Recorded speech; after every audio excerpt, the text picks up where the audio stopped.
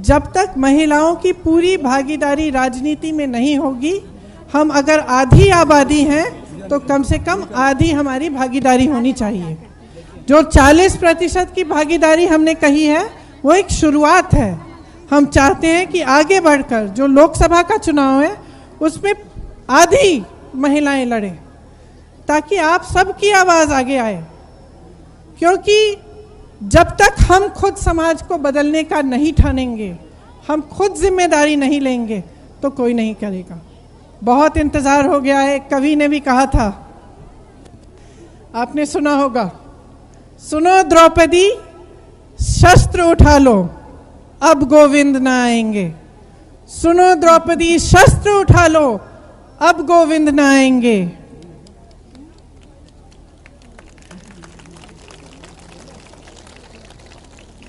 कब तक आस लगाओगी तुम, कब तक आस लगाओगी तुम बिके हुए अखबारों से। कब तक आस लगाओगी तुम बिके हुए अखबारों से।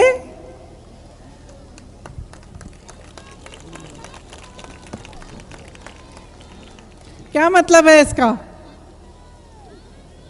इसका मतलब है कि तुम्हारी लड़ाई लड़ने के लिए कोई नहीं आ रहा है। तुम कब तक आस लगाओगी कि तुम्हारी आवाज कोई और उठाएगा? कैसी रक्षा मांग रही हो, कैसी रक्षा मांग रही हो दुशासन दरबारों से। मतलब कि तुम कैसी रक्षा मांग रही हो उन लोगों से जो तुम्हारी रक्षा करेंगे ही नहीं, जो तुम्हारा अत्याचार कर रहे हैं, जो तुम्हारा शोषण कर रहे हैं। आपने देखा, आशा बहुएं मेरे पास आई थी लखनऊ में कुछ दिनों पहले। उसमें से एक महिला को इतनी बुरी तरह पीटा पुलिस ने, सरकार ने, प्रशासन ने। क्यों? क्योंकि उसने ये हिम्मत कर ली कि उसने पूछा कि तुम मुझे उठा के क्यों ले जा रहे हो। वो मुख्यमंत्री जी की सभा में आई थी, एक अपनी मांगों को लेकर आई थी, सिर्फ अपनी मांगों को उठा रही थी, अपनी आवाज़ उठा रही थी। वहाँ आई, पुलिस ने कहा तुम्हें हम गिरफ्तार कर लेंगे। उसने सिर्फ ये कहा कि क्यों गिरफ्तार कर रहे हो, किस आधार पर तुम उठा के ले जाओगे मुझे। और उसको इतनी बुरी तरह से पीटा कि उसके हाथ टूट गए थे, उसके चेहरे पे चेहरा एकदम सूजा हुआ था, लाल था। उसने यहाँ पे चोटें दिखाई, यहाँ चोटें दिखाई। तो जब मेरे से बात कर रही थी, वो मुझे बता रही थी कि जैसे आपने आंगनबाड़ी बहनों के लिए कहा, आपका अभी तक मानदेय बढ़ाया नहीं गया है। वो सिर्फ अपने मानदेय को बढ़ाने के लिए अपनी आवाज़ उठा रही थी।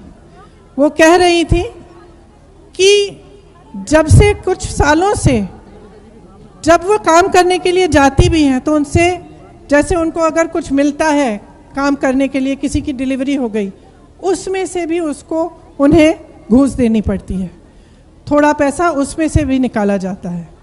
तो जब आपका शोषण किया जा रहा है, आप पर अत्याचार किया जा रहा है, तो आप उन्हीं लोगों से क्या अपना हक मांगेंगे तो आपको हक मिलेगा?